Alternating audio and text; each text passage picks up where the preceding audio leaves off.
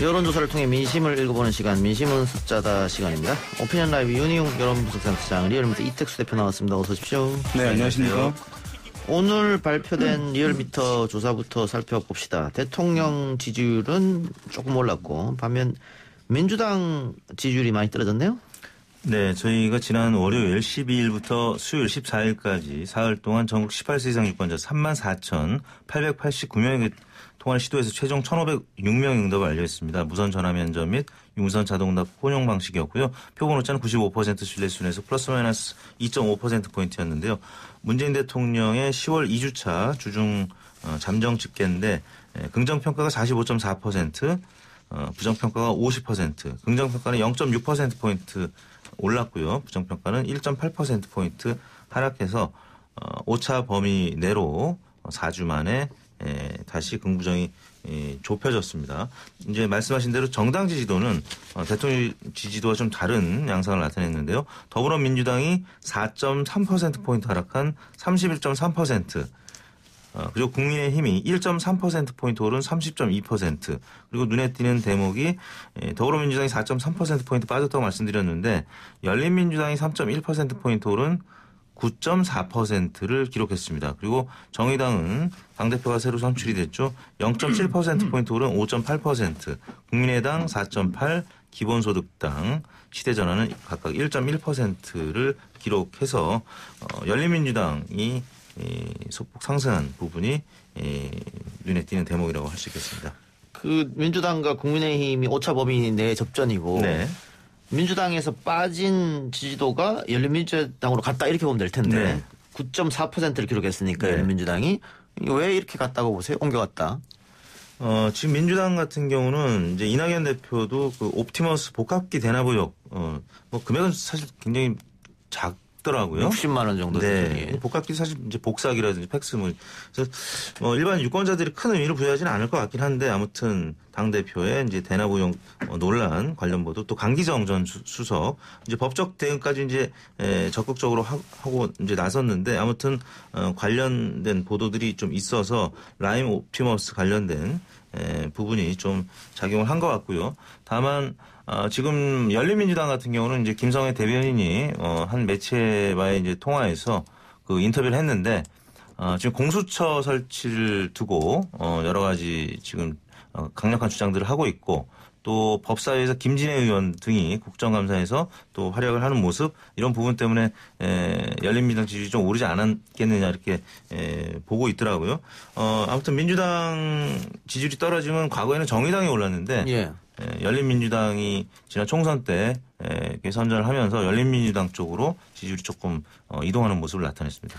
열린민주가 그 선명성을 더 보여줘서 그 민주당을 지지하는 분들 중에 170석 이상이나 줬는데 뭐하냐 이렇게 실망한 사람이 옮겨갔다 뭐 이런 겁니까? 근데 이제 그 기류는 이제 있는 것이죠. 뭐 더불어민주당 지지층과 열린민주당 지지층이 뭐 근본적으로 다르다고 보지는 않습니다. 이제 진보적 성향층이라고 할 수 있는데 거기에 진보적인 적극성이 열린민주당 지지층이 이제 더 높은 것은 이제 틀림없는 상황이고 지난번 총선에서도 이제 그런 흐름들이 확인되긴 했었는데요. 그래서 우리 대표님 말씀하신 대로 최근에 어쨌든 뭐 공수처라든가 그것은 이제 진보 정권에서 이제 또 진보층들이 상당히 강하게 요구하는 그런 상황이니까 그것에 대한 반응으로 이제 일정 부분 열린민주당에 대한 이제 관심도 높아졌을 가능성을 배제할 수는 없긴 한데요.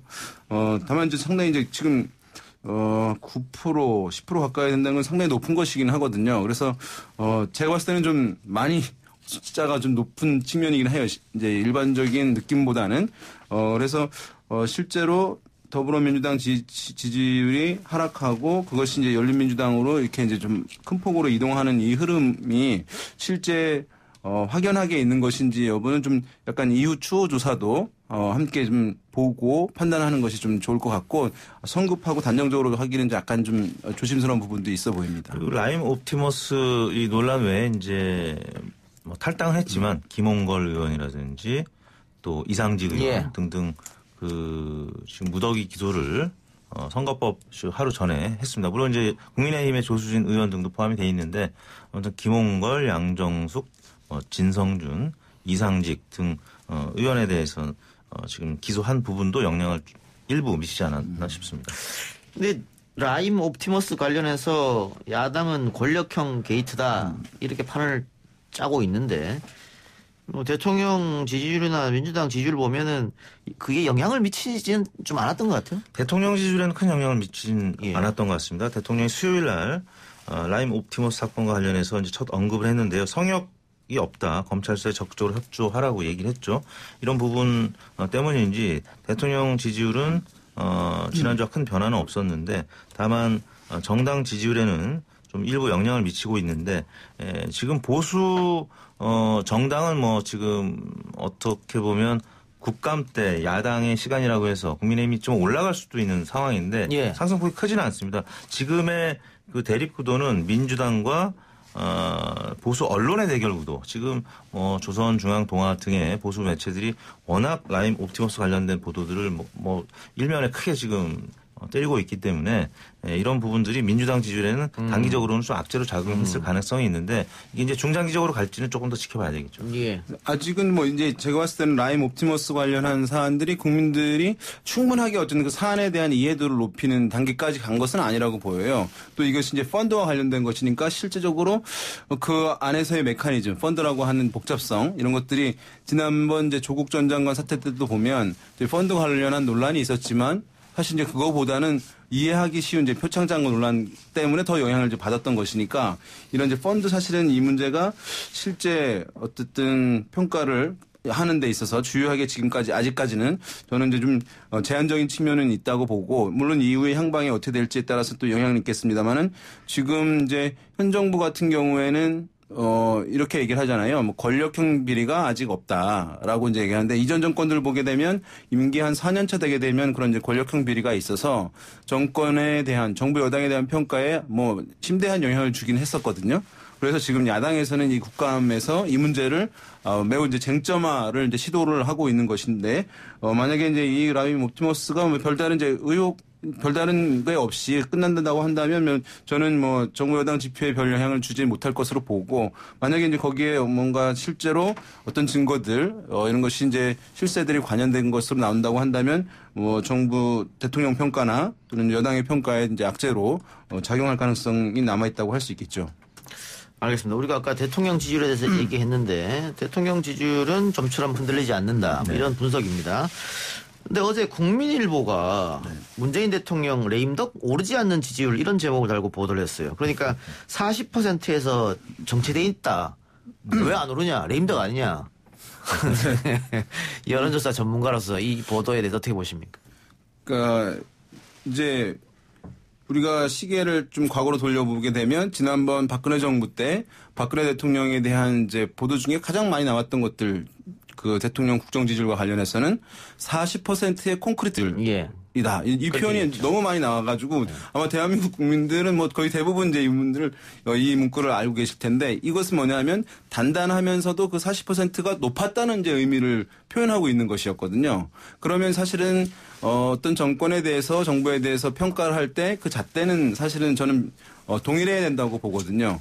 근데 그때는 40%를 높은 기준으로 얘기를 하다가 지금 이제 40% 중반 또는 50% 가깝게도 나오고 있는 상황인데 그것을 낮은 지지율 그다음에 오르지 않기 때문에 레임덕 징조다라고 얘기를 하는 것은 좀 잣대가 다르다고 보고 실제로 지금의 이제 문재인 대통령의 국정 지지율 수준은 뭐 어떤 정파적 입장을 떠나서 역대 대통령과 비교해 봤을 때 임기 4년 차에 가장 높은 수준인 것을 부정할 수가 없는 상황이고 상당히 또 경고성도 지니고 있는 측면이 있어요. 그래서 지금 뭐 레임덕이라는 것이 이제 임기 말에 대통령의 권력이 이제 약화되고 누수가 일어난다라고 하는 것인데요. 그것을 논할 정도의 수준 그 수치는 아니라서 좀 제가 봤을 때는 그 제목이라든가 표현이 좀 과한 측면이 이제 있어 보이는 측면이 있고요.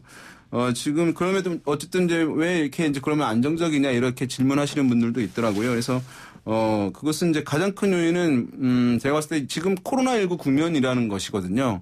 우리가 이제 사람과 이게 남녀가 만약에 이제 사귀거나 교제를 하게 될 때 어떤 사람들은 좋아하는 면을 평가하는 면이 다르잖아요. 그러니까 어떤 사람은 나는 저 사람의 인성을 보고 나 좋아하는 마음이 생겼어라고 하시는 분들 있고 어떤 사람은 난 저 상대방의 경제력을 중요하게 평가해.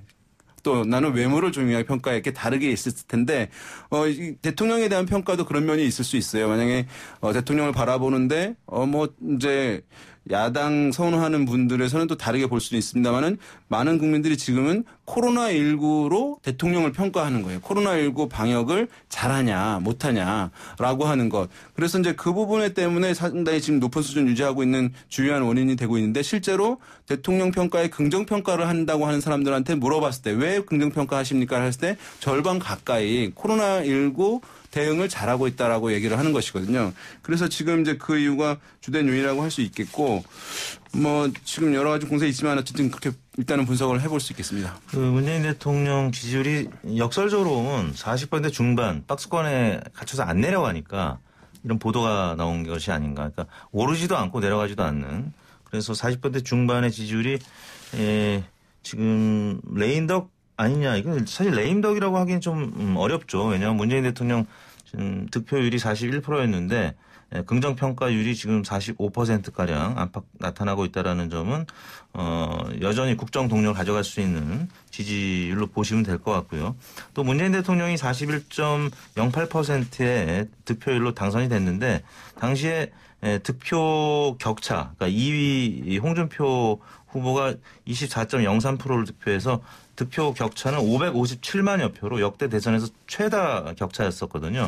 그러니까 콘크리트 지지율, 고정 지지층이 높은 이유에는 이 부분도 저는 연관이 있다고 봅니다. 워낙 큰 격차로 당선이 돼서 이명박 대통령도 사실 DY 때 531만여 표로 높았는데 그보다 더 많이 격차가 나면서 MB도 사실 4대강 때가 아니고 한 3년차 4년차 때는 다른 대통령에 비해서 그래도 지지율이 좀 높은 편이었습니다. 그런데 그보다도 더 지금 높은 상황이니까 사실 레임덕이라고 하기에는 조금 어려운 측면이 있어 보입니다. 예. 재보궐 이야기도 해보죠. 김종인 비대위원장이 이대로 가면 대선에 진다 이렇게 얘기를 했는데 일단 뭐 역시 인물난 같아요. 대선 같은 경우에는 민주당 같은 경우는 이낙연, 이재명, 양강이 탄탄하게 받쳐주고 있고 김경수 지사가 대법원 판결에서 살아 돌아온다면 또 다른 또 대권 잠룡이 될 테고 그런데 야권은 딱히 보이지 않는단 말이죠. 그러다 보니까는 검찰총장이 그 야권에서 제일 높은 지지를 받는 그런 상황인데 어떻게 보세요? 당분간 이런 추세로 계속 갈 것 같습니까? 인물이라는 게 갑자기 나올 수는 없는 거잖아요. 맞습니다. 이제 이게 진보 진영 같은 경우에는 새로운 스타를 짧은 기간에 부상시키는 게 좀 가능한 편이에요. 왜냐하면 지지층들의 나이가 젊고 또 온라인 등으로 정보 습득력이 빠르기 때문에 사실은 새로운 인물을 짧은 기간 안에 딱 이제 부상시키는 것들이 이제 이전에도 있었고 문재인 가능한데 대통령도 짧은 시간에 뛰어 올라왔죠. 그렇죠. 뭐 과거에 이제 노무현 후보도 이제 그런 것이고, 근데 이제 보수층에서는 요거 시간이 좀 더 걸리는 특성을 보여요. 왜냐하면 보수층의 지지층, 보수층에 계신 분들은 이제 고령층들이 좀 상대적으로 비중이 있으신데 이분들 같은 경우에 어떤 사람을 내가 지지한다, 마음속에 지지하는 후보로 받아들이기까지 이제 인지하고 또 호감을 보내고 이제 지지하는 과정들을 거치게 되는데 이것이 이제 젊은 층보다는 시간이 이제 제법 좀 더 오래 걸리는 그런 특성들을 갖고 계시거든요. 그래서 지금 이렇게 지지부진한 상황에서 보수 진영에서 어떤 후보가 단기간에 갑자기 부상하는 경우가 나타나기가 좀 쉽지 않은 그런 상황이에요. 그러면 이런 상황일 때는 이제 어떻게 해야 되냐. 이것이 이제 정당에 대한 지지도 정체를 시키는 측면인데요. 왜냐하면 우리나라 국민들은 정당을 제가 지지 여부를 선택할 때 정당 자체만 이제 간판이라든가 뭐 정당에서 뭐를 하려고 한다. 뭐 정강 정책이 어떻다 이거 가지고 평가하기보다는 그 안에 있는 어떤 유력 인물들을 보고 그 정당을 선호하게 되는 것이거든요. 지금 그 메커니즘이 이제 깨져 있는 그런 상황이라고 할 수 있겠고 이런 경우에는 사실은 어떤 주류 핵심되는 세력이 있어서 당의 이런 갈등 문제들을 사실은 정리해서 어떤 대선 후보들을 한쪽으로 몰아주고 힘을 몰아주면서 키우는 이런 것들이 내부에 살아 있어야 되거든요. 설계 기획해가지고 그것을 실현시키는. 근데 지금의 국민의힘 같은 경우는 주류가 없어요. 주류 자체가 지난번 정권에서 완전히 이제 친박들이 몰락하게 되면서 비주류만 남아있는데 비주류들이 연대를 하지 않고 각계 전투로 하게 되는 거예요. 모든 비주류의 수장들이 나도 대통령이 될 수 있다. 대통령 후보가 될 수 있다라고 생각을 하게 되니까 협력과 연대를 하지 않거든요. 그러니까 이 사안을 지금 지지분한 상황을 정리하려고 하는 할 수 있는 구심점 같은 세력이 있어야 되는데 그룹이라든가 그거 자체 부재한 부분이 지금의 이제 국민의힘 상황을 계속 지속시키고 있다. 쉽지 않다 그런 얘기인 것 같고요. 자, 서울시장 후보군 보면 자천 타천으로 여러 사람이 지금 오르내리고 있습니다. 국민의힘 쪽에서 김선동, 오신환, 뭐 지상욱, 박진, 윤희숙, 뭐 나경원, 이혜훈 뭐 여러 사람이 오르내리고 있는데 미스터 트롯 방식의 경선을 하겠다 뭐 이랬단 말이죠. 이게 그 흥행에 도움이 될까요? 흥행을 하기 위해서는 미스터 트롯 방식으로 해야 되지 않을까 이제 당 내에서 그리고 워낙 국민의힘 지지층이 미스터 트롯을 많이 시청을 하고 있습니다.